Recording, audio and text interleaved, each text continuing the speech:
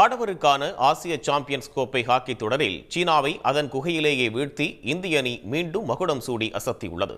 இந்திய ஹாக்கி அணிக்கு பிரதமர் மோடி உள்ளிட்டோர் வாழ்த்து தெரிவித்துள்ளனர்.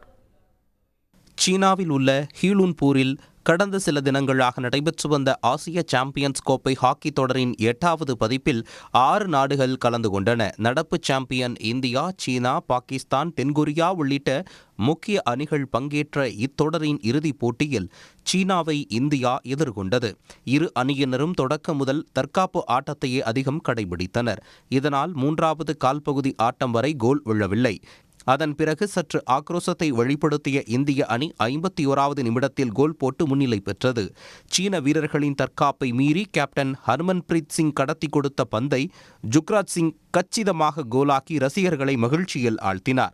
இதன் பிறகு ஸ்கோரை சமன் செய்ய சீன வீரர்கள் மேற்கொண்ட முயற்சிகளை இந்திய வீரர்கள் சமயோசிதமாக தடுத்து வெற்றியை உறுதி செய்தனர்.